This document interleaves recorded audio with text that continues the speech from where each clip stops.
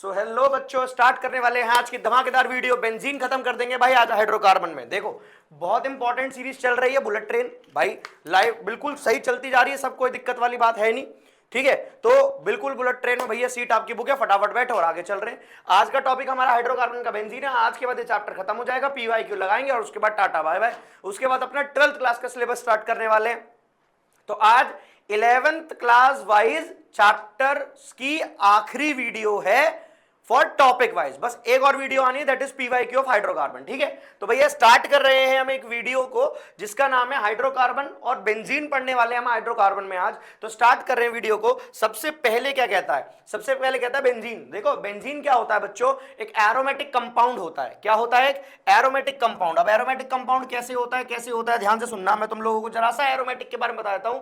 GOC में मैं तुम्हें डिटेल में एरोमेटिक पढ़ा चुका हूं, पर फिर भी एक बार यहां बता देता हूं कि भैया ये कैसा कंपाउंड होता है। एक एरोमेटिक कंपाउंड होता है। कैसा कंपाउंड होता है प्यारे बच्चों? एरोमेटिक। थोड़ा सा इसको बढ़ा लो, इसको भी बढ़ा लो। हाँ जी भाई, कैसा कंपाउंड होता है? एरोमेटिक कंपाउंड होता है। एरोमेटिक कंपाउंड कौन होते हैं? जो हक्कल रूल्स को क्या करते हैं? फॉलो करते हैं। बिल्कुल सही जवाब भैया जी, follow Huckel's rule. Huckel's rule को क्या करते हैं? फॉलो। क्या करता है Huckel rule? 4n+2 pi electrons cyclic होने चाहिए, प्लेनर होने चाहिए, कार्बन हाइब्रिडाइजेशन sp2 होनी चाहिए, और साथ ही साथ हक्कल रूल को फॉलो करना चाहिए, जिसकी वजह से हम क्या बोल सकते हैं? ये एरोमेटिक होते हैं। देखो अगर मैं बात करूं कि भैया एरोमेटिक ज्यादा स्टेबल होते हैं, एंटी एरोमेटिक ज्यादा स्टेबल होते हैं, या क्या ज्यादा स्टेबल होता है, तो मैं तुम लोगों को अभी एक सेकेंड में बता देता हूं कि भैया जो एरोमेटिक होते हैं वो सबसे ज्यादा स्टेबल होते हैं। उसके बाद जो एंटी एरोमेटिक होते हैं, एंटी एरोमेटिक होते हैं वो, ओ भैया एंटी एरोमेटिक पीछे होते हैं। एंटी एरोमेटिक सबसे पीछे होते हैं, और इसके बीच में होता है नॉन एरोमेटिक। मतलब कोई भी कंपाउंड ये बोलेगा कि आप मुझे एरोमेटिक से नॉन एरोमेटिक बना दो, पर एंटी एरोमेटिक मत बनाओ। हाथ जोड़ के कंपाउंड्स की रिक्वेस्ट होती है। ठीक है, बिल्कुल आवाज वीडियो सब क्लियर है भैया, सही चल रहा है मामला। हाँ, तो मैं क्या कह रहा था, कोई कंपाउंड ये बोलेगा कि मुझे एरोमेटिक से क्या बना दो? नॉन एरोमेटिक बना दो, पर एंटी एरोमेटिक में नहीं बनना चाहूंगा। एंटी एरोमेटिक हाईली क्या होते हैं? अनस्टेबल होते हैं in comparison to aromatic compound. Okay, बहुत बढ़िया। तो एरोमेटिक, फिर नॉन एरोमेटिक, और फिर एंटी एरोमेटिक। सबसे ज्यादा बढ़िया होता है एरोमेटिक। सबसे ज्यादा बढ़िया होता है क्या? एरोमेटिक। जो हकल रूल को क्या कर देते हैं जी भैया? फॉलो कर देते हैं हम लोगों के लिए। यहां तक बात क्लियर है? बहुत बढ़िया, चले आगे। बहुत बढ़िया। बेंजीन को ऐसे से बनाया जाता है, ध्यान से देख लो। मैं तुम्हें बेंजीन भी बना के दिखा देता हूं। मुझे यकीन है कि आप लोग बेंजीन को बनाना जानते हैं, पर तब भी एक बार हम अगर आपके लिए बेंजीन बना दें, ठीक है, इससे बना के देखें अगर बन जाए तो।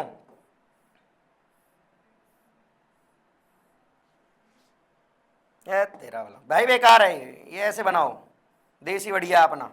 और ये जो है इसके अंदर ये ऑल्टरनेट डबल बॉन्ड होते हैं, जो कॉन्जुगेशन में या फिर मैं बात करूं रेजोनेंस में घूमते रहते हैं, इसलिए हम इसको ऐसे सर्कल बना देते हैं। और ये कैसा कंपाउंड है भैया जी? एक एरोमेटिक कंपाउंड है। एरोमेटिक की खास बात क्या होती है? कि इसकी स्पेलिंग ए से शुरू होती है? नहीं नहीं नहीं नहीं, एरोमेटिक की खास बात ये होती है कि ये एरोमास प्रोवाइड करते हैं तुम लोगों को। तुम्हें अच्छी अच्छी खुशबू आती है। तुमने कभी फिनाइल से खुशबू देखी है? फिनाइल में खुशबू आती है, बेंजीन में खुशबू आती है, इनके अंदर एक अच्छी फ्रेग्रेंस होती है, एरोमाज होती है, इसलिए इनको एरोमेटिक कंपाउंड कहा जाता है। ठीक है जी, तो बेंजीन के बारे में बेसिक बातें ये थी। हम याद करने वाले हैं आज मेथड ऑफ प्रिपरेशन बेंजीन की और प्रॉपर्टीज बेंजीन की खत्म। आज हम बेंजीन को बिल्कुल खत्म ही कर देंगे। ठीक है, तो भैया पहला आया सोडा लाइम डी कार्बोक्सिलेशन। याद करो जी, सोडा लाइम डी कार्बोक्सिलेशन में तुम लोगों को पहले पढ़ा चुका हूं। सोडा लाइम मतलब बॉटल खोलो कार्बन डाइऑक्साइड निकालो, बॉटल खोलो कार्बन डाइऑक्साइड निकालो, और Na2CO3 भी फॉर्मेशन होता था। बिल्कुल सही है। तो भैया कुछ मत करो, सोडा खोलो कार्बन डाइऑक्साइड निकालो। अब देखो जैसे बेंजीन के ऊपर क्या आया? बेंजोइक एसिड आया है, मतलब भैया ये पूरा इसमें से CO2 निकाल कर फेंक दो, ऊपर क्या दिखेगा? H दिखेगा, और ये क्या निकल जाएगा? CO2 रिलीज हो जाएगा। हो गया सोडा लाइम डीकार्बोक्सिलेशन। बिल्कुल सही। अच्छा, इसी का अगर सॉल्ट आ गया COONA, तो इस पूरे को हटाओ और H लगा दो, इस पूरे को हटाओ और क्या लगा दो? H लगा दो। तो भैया क्या बन जाएगा? बेंजीन के ऊपर H बन जाएगा। हो गया बेंजीन का फॉर्मेशन। इतना आसान था बेंजीन का फॉर्मेशन। सोडा लाइम डीकार्बोक्सिलेशन हो गया जी। चलो जी, कपलिंग रिएक्शन। कपलिंग याद है? कपल सॉरी कपलिंग भैया साइक्लिक कपलिंग है, कपलिंग नहीं है, साइक्लिक कपलिंग है जो रेड हॉट ट्यूब में की जाती थी। बिल्कुल बिल्कुल बिल्कुल, इससे लास्ट वीडियो में पढ़ा के आ चुका हूं कि भैया क्या लो, एक एल्काइन ले लो, उसके 3 मोल ले लो, और 3 मोल लेने के बाद उसको रॉड हॉट ट्यूब में डाल दो हाई टेम्परेचर पर, हाई प्रेशर पर, तो वो क्या बन जाती थी, वो बेंजीन बन जाती थी। वो क्या बन जाती थी, बेंजीन बन जाती थी। और मैंने तुम्हें वहां पर होमवर्क भी दिया था मैसेटिलीन बनाने वाला। भैया कमेंट होना चाहिए इस वीडियो के नीचे, अगर नहीं हुआ तो फिर बेकार है मामला, ठीक है जी। तो यहां पर हम बात कर रहे थे साइक्लिक कपलिंग की, तो ऐसे बनाओगे तो क्या बन जाएगा, रॉड हॉट ट्यूब में। मैंने तुम लोगों को पुरानी वाली वीडियो में बिल्कुल डिटेल में बता रखा है कि डबल बॉन्ड टूट रहे हैं, सिंगल बॉन्ड फॉर्मेशन हो रहा है, साथ ही साथ बॉन्ड बन भी रहे हैं, साथ ही साथ बॉन्ड ब्रेक भी हो रहे हैं। बिल्कुल सही चल रहा है भैया, साइक्लिक कपलिंग होगी। आहा, रिडक्शन ऑफ फिनॉल, भैया फिनॉल का रिडक्शन करवाना है। फिनॉल का मतलब मैं तुम लोगों को बता देता हूं, अगर आप में से कोई ऐसा बच्चा है जो 11वीं क्लास वाला इस वीडियो को देख रहा है, जो नीट के लिए नहीं पढ़ रहा कि भैया हाँ बस एक बार रिवीजन कर लूं, अगर भैया कोई 11वीं क्लास का बच्चा है और उसे फिनॉल के बारे में नहीं पता, तो मैं तुम लोगों को एक सेकंड ये बता दूं कि बेंजीन पे लगा हुआ OH, बेंजीन वाला OH क्या बनाता है, फिनॉल। भैया बेंजीन वाला OH, इसको बेंजोल नहीं बोल रहे हैं, इसको फिनॉल बोल रहे हैं, ठीक है। तो बेंजीन के ऊपर OH लग जाता है तो क्या बन जाता है, ये फिनॉल बन जाता है। अब कुछ मत करो, जिंक लाओ, ये उड़ा दो, जब ये उड़ा दोगे तब क्या होगा, इसके ऊपर क्या बच जाएगा, H बच जाएगा, और ZNO क्या हो जाएगा, अलग हो जाएगा, बस हो गया। क्या बनाना था, फिनॉल से क्या बनानी थी, बेंजीन बनानी थी। और तुम लोगों को अच्छे से पता है यार, मैं यहां पर भी इस बात को आराम से एक बार लिख सकता हूं कि भैया जो बेंजीन होता है वो क्या होता है, बेंजीन क्या होता है, C6H6। क्या होता है बेंजीन, C6H6। बिल्कुल सही जवाब है भाई। चलते जाएंगे आगे, कहां तक हो गया, रिडक्शन ऑफ फिनॉल तक हो गया भैया।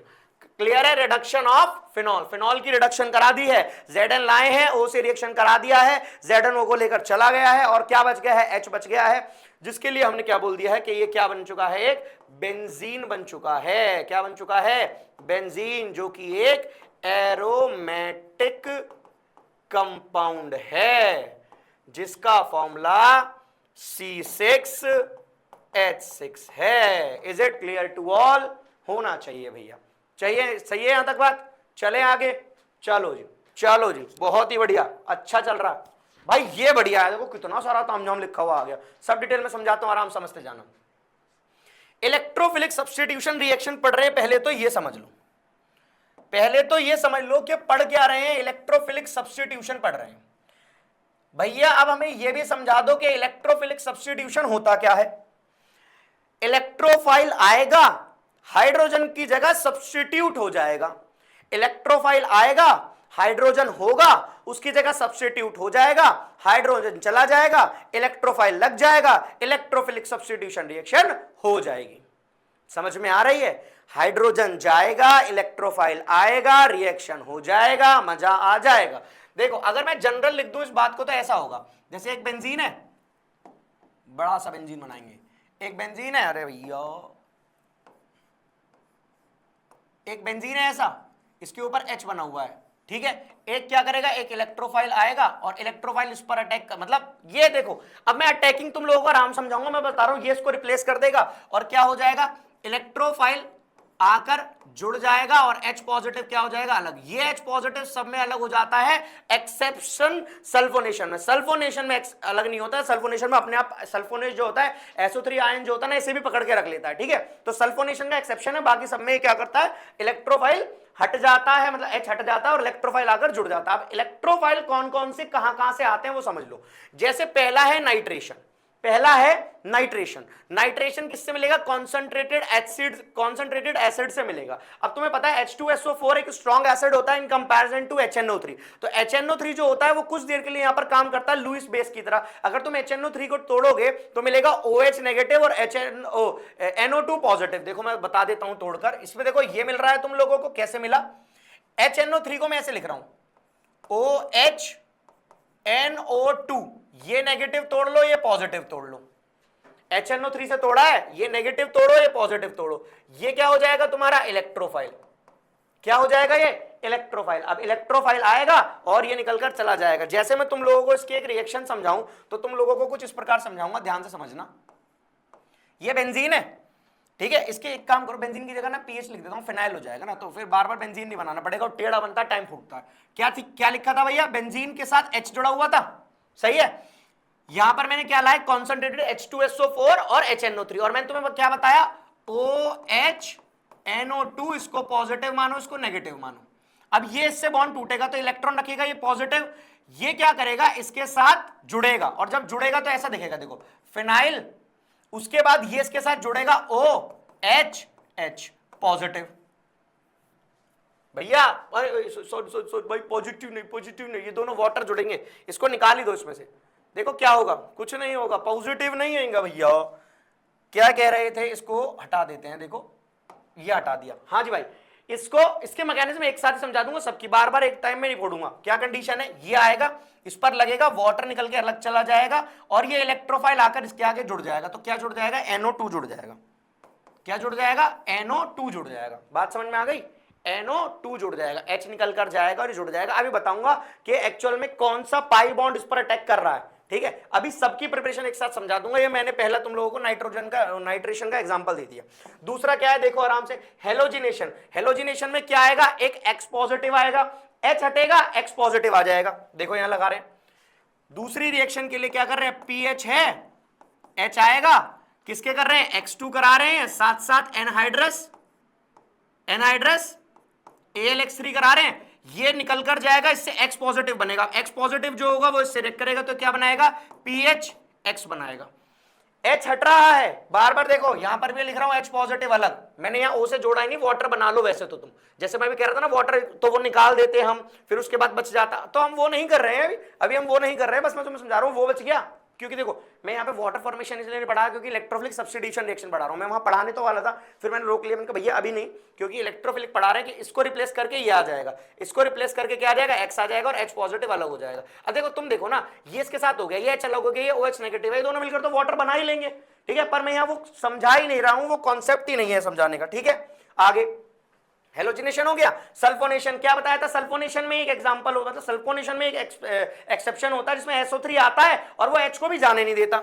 क्या कहा, सल्फो3 में ध्यान से सुनना, फिनाइल लगा हुआ है, H, इसके पास क्या आएगा, SO3 और H2SO4 ऐसे आया है, ये इसको जाने नहीं देगा, इसके साथ ही जुड़ेगा, तो कैसे जुड़ेगा, फिनाइल HSO3, बस ऐसे।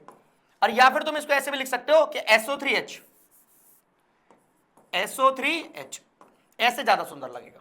क्लियर है ये बात, क्योंकि भैया बॉन्ड जो बन रहे हैं वो S और O H नहीं बना रहा होगा, तो इसलिए H को मैंने पीछे लिख दिया। क्लियर है। दूसरी रिएक्शन क्या है भैया, सल्फोनेशन हो गई। फिडलक्राफ्ट एल्काइलेशन और एसाइलेशन दोनों सेम ही होती है, बस दोनों में जो तुम लोगों के लिए कंडीशन बन रही है वो अलग बन रही है, एक में रीअरेंजमेंट भी होगा, एक में रीअरेंजमेंट नहीं भी होगा। ध्यान सुनते जाना भैया जी। इसके अंदर देखो क्या बन रहा है, R पॉजिटिव बन रहा है। अब R पॉजिटिव क्या है, कार्बोकटायन है जी। अब कार्बोकटायन अगर बना है तो क्या चेक करोगे, रीअरेंजमेंट, और रीअरेंजमेंट अगर हो गया तो पहले रीअरेंजमेंट करना, पहले रीअरेंजमेंट करना और उसके बाद क्या कर देना, इलेक्ट्रोफिलिक सब्स्टिट्यूशन रिएक्शन, H हटा देना, इसको लगा देना। मैं देखो जोड़ के दिखा देता हूं पीछे कि भैया, अरे कहां आ गया, यहां दिखा देते हैं जोड़ के। फोर्थ है भैया कि H लगा हुआ है, फिडलक्राफ्ट में आया R पॉजिटिव, ये हटा देगा, फिनाइल के साथ क्या लग जाएगा, R लग जाएगा और H पॉजिटिव अलग हो जाएगा। यहां पे तुम ऐसे भी लिख सकते हो इसकी जगह कि भैया PHR हो जाएगा और H पॉजिटिव अलग हो जाएगा, जैसे चाहूं वैसे लिख लो। सही है ये वाली बात। एक और समझो, ध्यान सुनना जी, इसको थोड़ा सा ऊपर कर देता हूं ताकि नीचे वाली रिएक्शन भी लिख दूं। फिफ्थ भैया, एसाइलेशन में क्या करना होता है, यहां पर R नहीं आता, यहां क्या आता है RC, देखो दिखा देता हूं, RCOO पॉजिटिव और X नेगेटिव, तो ये पूरा कार्बो, ये पूरा क्या बनेगा, ऐसा बनेगा RC double bond O positive. इसके अंदर कोई रीअरेंजमेंट नहीं होगा, नो रीअरेंजमेंट, कोई रीअरेंजमेंट नहीं होगा। कोई रीजन है भैया, बिल्कुल रीजन है। ऑक्सीजन के पास क्या प्रेजेंट है, लोन पेयर। कार्बन कैसा है, कार्बोकटायन, तो carbocation electron deficient, oxygen electron rich, क्या करेगा, बैक बॉन्डिंग स्टेबिलिटी करेगा। लास्ट क्लास में पढ़ा चुका हूं, तो बैक बॉन्डिंग स्टेबिलिटी की वजह से कार्बोकटायन रीअरेंजमेंट नहीं करेगा, बिल्कुल सही जवाब है। तो यही पूरा जाकर इसमें जुड़ जाएगा। अब यही इसमें जाकर जुड़ जाएगा, तो देखो मैं इसका बेंजीन के ऊपर बनाता हूं, तुम्हें अच्छा लगेगा देखकर। बेंजीन के ऊपर H है, आया क्या है, R C double bond O positive, ये इसके ऊपर आके जुड़ जाएगा और इसके ऊपर आके जुड़कर ऐसा दिखेगा, ध्यान से देखो, C double bond O single bond R, ये जुड़ेगा भाई, बात समझ में आ गई, ये जुड़ेगा, क्लियर है। और क्या निकल जाएगा, ऑब्वियसली H पॉजिटिव निकल जाएगा। H पॉजिटिव सिर्फ एक के अंदर बच जाता है, वो भी सल्फोनेशन के अंदर, और बाकी किसी के अंदर नहीं बचता। देखो हमने सारी 5 रिएक्शन थी और पांचों रिएक्शन के ये एग्जांपल लिख मारे हैं, बिल्कुल सही है।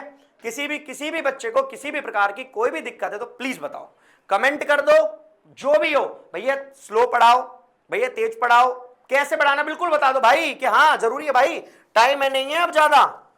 ये क्या हो गया, चलो सही है भाई, आ गया भाई। इलेक्ट्रोफिलिक एडिशन कराना, अब ध्यान से सुनना, मैं तुम लोगों को यहां पर एकदम मैकेनिज्म बताने वाला हूं कि होने क्या वाला, ध्यान सुनना भैया जी। ये इलेक्ट्रोफाइल है, ये बेंजीन के अंदर पाई इलेक्ट्रॉन्स हैं। अब पाई इलेक्ट्रॉन एक न्यूक्लियोफाइल जैसा एक्ट करते हैं और एक न्यूक्लियोफाइल का धर्म है कि इलेक्ट्रोफाइल को क्या ट्रांसफर करना, इलेक्ट्रॉन। अब ध्यान से सुनना मैं क्या बता रहा हूं, इसके ऊपर भी H लगा हुआ, इसके ऊपर भी H लगा हुआ, इसके ऊपर भी H लगा हुआ, इसके ऊपर भी H लगा हुआ और H लगा हुआ और H लगा हुआ। अरे भैया बेंजीन का तो फॉर्मूला ही C6H6 होता है, तो लगा ही होगा, साफ दिख रहा है ना, बिल्कुल ऊपर तक क्लियर है बिल्कुल। तो भैया अब इलेक्ट्रोफाइल आएगा, ध्यान से सुनो, ये जो वाला पाई है, ये जो पाई है, ये इस पर अटैक करेगा, सही है। अब इन दोनों में से किसी पर भी कर लो, ऐसे करो, ऐसे समझो कि ये नेगेटिव हो गया, ये पॉजिटिव हो गया, ये नेगेटिव हो गया, नीचे वाला ये पॉजिटिव, देखो ये ना ऐसे टूटा, इस पर आया नेगेटिव, इस पर आया पॉजिटिव, ऐसे टूटा। पर एक ही बार में दिखाते हैं, 2 स्टेप रिएक्शन नहीं होती ना, तो इसलिए हम ऐसे दिखाते नहीं, समझने के लिए तुम ऐसे समझ सकते हो। मैं इसको मिटा देता हूं, ठीक है, यहां तक आ गई बात। चलो जी, अब इसने इस पर अटैक करा तो देखो यहां नेगेटिव आया था, जुड़ जाएगा, ऐसा दिखेगा, देखो ये वाला तो चला गया, ऐसे ऐसे ऐसे H, यहां पर E आ गया और यहां पर H है। अब ध्यान से सुनना भैया, इसके संग तो एक दुर्घटना घट गई, इसके संग तो एक दुर्घटना घट गई।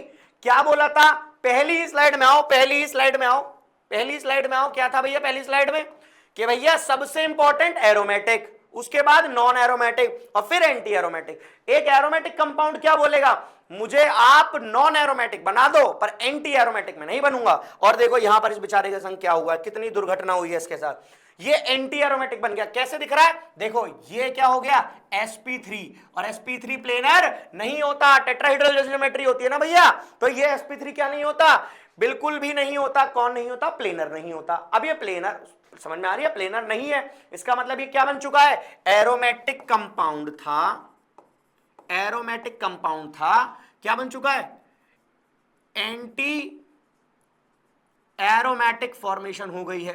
अब एंटी एरोमेटिक फॉर्मेशन तो काम नहीं करने वाली, तो अब ये क्या करेगा, एरोमेटिसिटी रीगेन करने के लिए क्या करेगा, इससे अपने इलेक्ट्रॉन ले लेगा और ये इलेक्ट्रॉन शिफ्ट हो जाएंगे यहां पर, और क्या निकलेगा ध्यान से देखना,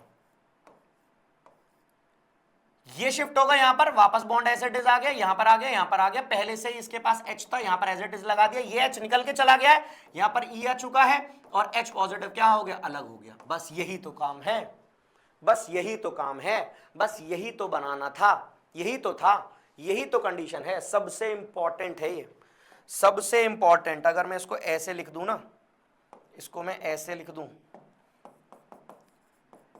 इंपॉर्टेंट पेज,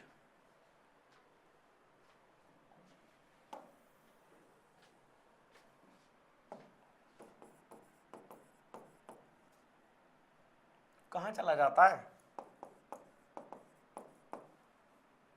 चलो जी आ गया, ये बहुत ही बढ़िया है भाई, ये रहा जी आपके लिए, आपकी खिदमत में इंपॉर्टेंट पेज, बहुत इंपॉर्टेंट है भाई ये वाला, ये सबको आना चाहिए, सबको आना चाहिए, सबको।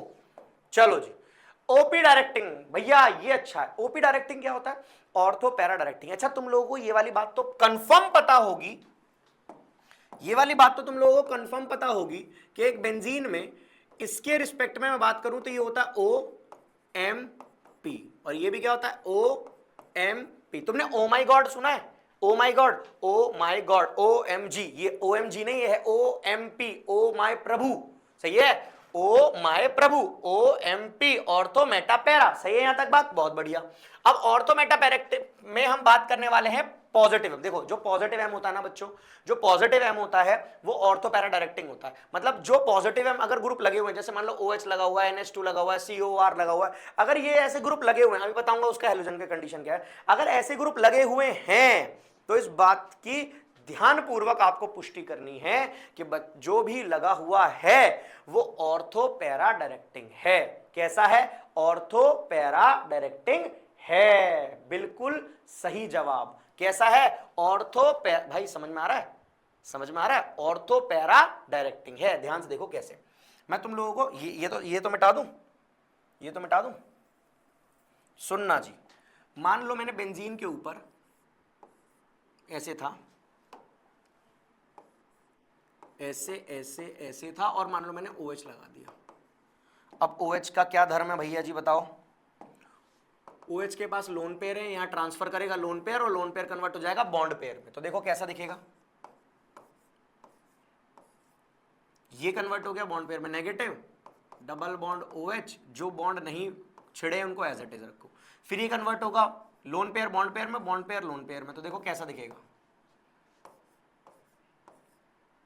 डबल बॉन्ड OH, यहां पर आ गया नेगेटिव, यहां पर आ गया डबल बॉन्ड, ये वाला बॉन्ड हमने छेड़ा ही नहीं है। सही है। अब लोन पेयर फिर बॉन्ड पेयर में, बॉन्ड पेयर फिर लोन पेयर में। तो देखो कैसा दिखेगा, देखते जाना जी, देखते जाना जी, ऐसे ही जुड़ता जाएगा।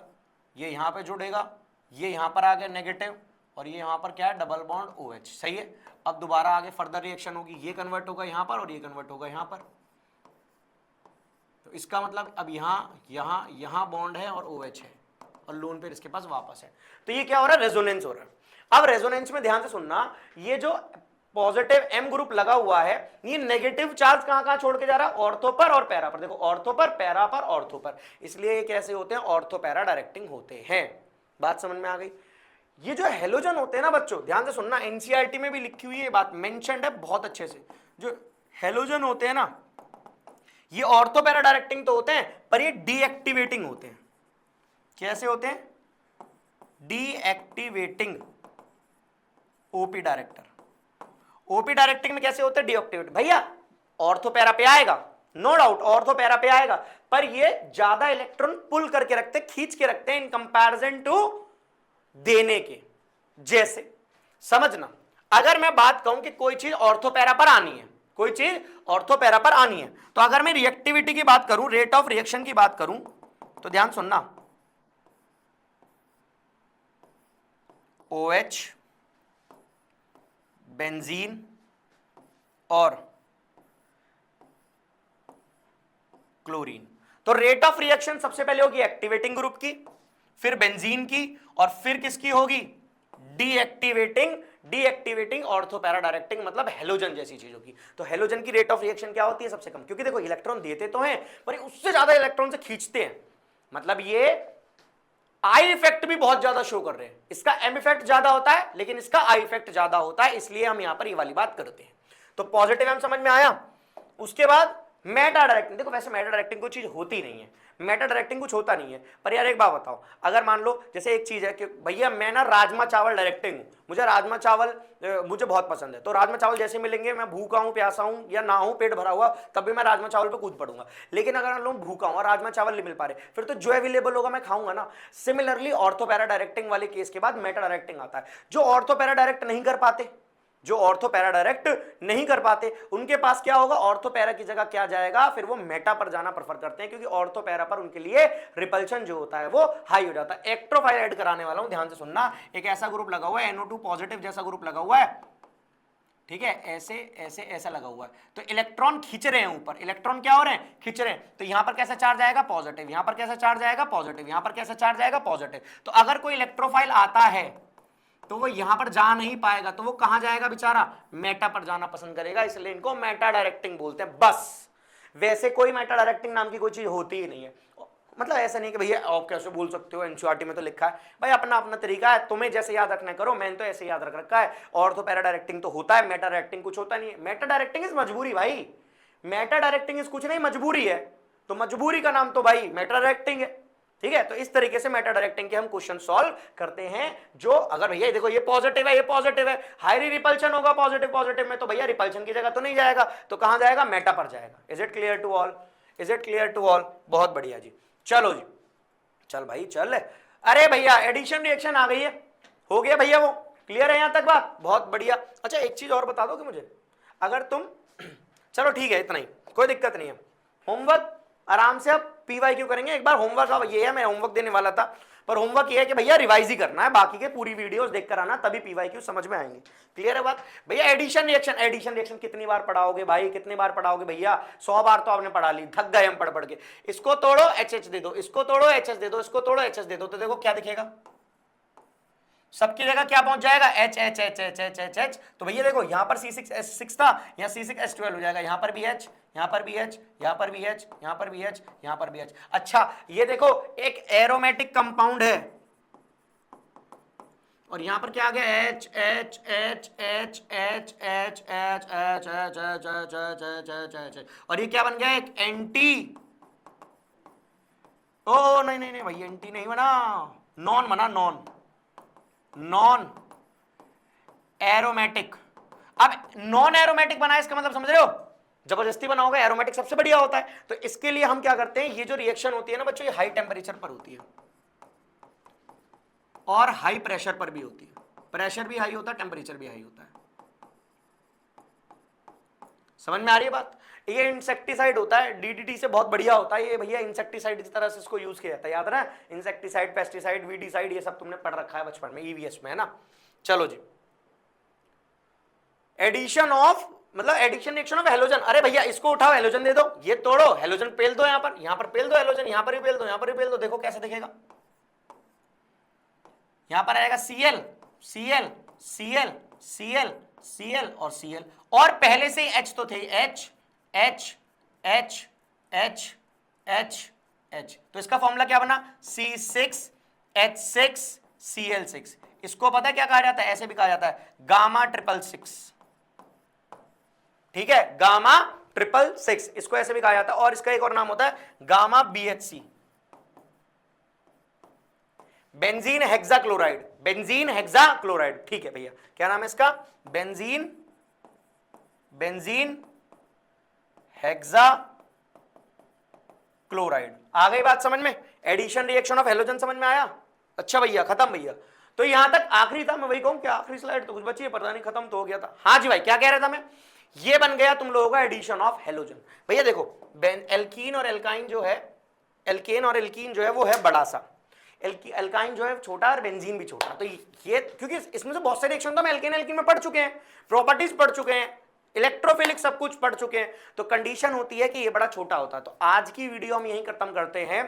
दूसरी बात ये है, चैप्टर हो चुका है कंप्लीट, पीवाईक्यूज के लिए हो जाओ रेडी। संडे को वीडियो नहीं आएगी, तो मतलब संडे का कि ये वाली वीडियो तो शायद हाँ ये तो मंडे को, तो मतलब तुम लोगों को क्या है, जो संडे बीच में है ना, तुम लोगों को जितनी वीडियो हाइड्रोकार्बन की सब रिवाइज कर लेना, संडे को जितनी भी वीडियो हाइड्रोकार्बन की सब रिवाइज करना, क्योंकि उसके बाद जस्ट मैं तुम लोगों को जैसे ही नेक्स्ट अपकमिंग वीडियो जाएंगी उसमें आपको क्या मिल जाएगा, उसमें आपको मिलेंगे पीवाईक्यूज ऑफ हाइड्रोकार्बन, तो वो सब साथ साथ मिलकर लगाएंगे।